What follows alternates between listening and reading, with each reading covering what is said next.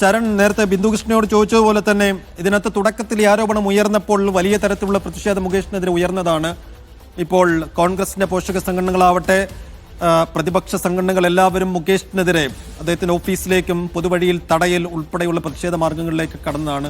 ഇപ്പോൾ ഈ കുറ്റപത്രം സമർപ്പിച്ചിരിക്കുന്നു. അതിൽ മുകേഷിന് കുരുക്കാവുന്ന തരത്തിലുള്ള എവിഡൻസസ് ഉണ്ട്, സാക്ഷിമൊഴികളുണ്ട് എന്നുള്ള വിവരം പുറത്തു വരുമ്പോൾ അത് നേരത്തെയുള്ള പ്രതിഷേധം, ഈ അന്വേഷണത്തിനിടയിൽ തണുത്തുപോയിരുന്ന പ്രതിഷേധം വീണ്ടും പുനരാരംഭിക്കാനുള്ളൊരു വഴിയല്ലേ, പ്രേരണയല്ലേ?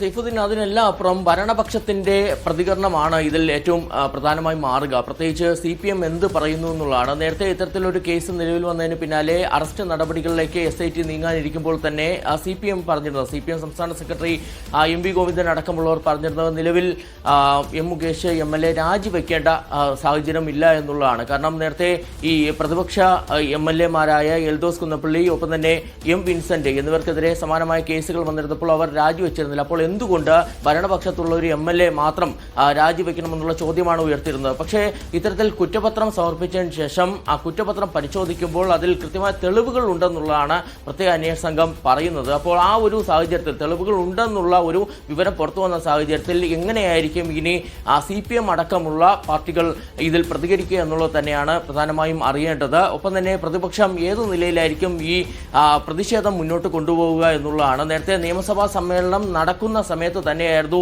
M മുകേഷ് MLAക്കെതിരായ കുറ്റപത്രം എറണാകുളം ജുഡീഷ്യൽ മജിസ്ട്രേറ്റ് കോടതിയിൽ സമർപ്പിച്ചിരുന്നത്. അതിനുശേഷം ഇനി 7-ാം തീയതി ബജറ്റ് സമ്മേളനം ആരംഭിക്കാനിരിക്കുകയാണ്. അപ്പോൾ സമ്മേളനം ആരംഭിക്കുമ്പോൾ ഏത് നിലയിലുള്ള പ്രതിഷേധമായിരിക്കും സഭയ്ക്കകത്തും പുറത്തും പ്രതിപക്ഷത്തിന്റെ ഭാഗത്ത് നിന്ന് ഉണ്ടാകുക എന്നുള്ള കാര്യത്തിലും പ്രതിപക്ഷം തന്നെയാണ് വ്യക്തത വരുത്തേണ്ടതുള്ളത്. എന്തായാലും ഇനിയുള്ള മണിക്കൂറുകളിൽ നമുക്ക് പ്രധാനമായും അറിയേണ്ട രണ്ട് തരത്തിലുള്ള പ്രതികരണമാണ്. ഒന്ന്, പ്രതിപക്ഷത്തിന്റെ പ്രതികരണമാണ്. M മുകേഷ് MLAക്കെതിരെ തെളിവുകൾ ഉണ്ടെന്ന് വ്യക്തമാക്കിക്കൊണ്ടൊരു കുറ്റപത്രം വരുമ്പോൾ അതിൽ M മുകേഷ് MLAയുടെ രാജി ആവശ്യപ്പെട്ടുകൊണ്ടുള്ള പ്രതിഷേധം പുനരാരംഭിക്കാൻ പ്രതിപക്ഷം തയ്യാറാകുമോ എന്നുള്ളതാണ്. ഒപ്പം തന്നെയാണ് രാജിവെക്കണമെന്നുള്ളത്, M മുകേഷ് MLA സ്ഥാനം രാജിവെക്കണമെന്നുള്ളൊരു ആവശ്യം CPM-ഉം മുന്നോട്ട് വയ്ക്കുമോ എന്നുള്ളതാണ്. നേരത്തെ കൊല്ലത്തടക്കം വലിയ രീതിയിൽ തന്നെ പ്രതിഷേധം ഉയർന്നിരുന്നതാണ്. കൊല്ലത്തെ CPM അടക്കം ഇക്കാര്യം ചൂണ്ടിക്കാട്ടുകയും ചെയ്തിരുന്നു. M മുകേഷിനെതിരെ പരസ്യമായിട്ടുള്ള വിമർശനമടക്കം അവിടെ ഉണ്ടാവുകയും ചെയ്തിരുന്നതാണ്. ഈ ഒരു സാഹചര്യത്തിൽ ഇനി ഈ കുറ്റപത്രം, തെളിവുകൾ നിരത്തിയുള്ള ഒരു കുറ്റപത്രം വരുമ്പോൾ എങ്ങനെയായിരിക്കും പ്രതികരണം എന്നുള്ളതാണ് ഇനി പ്രധാനമായി മാറുക.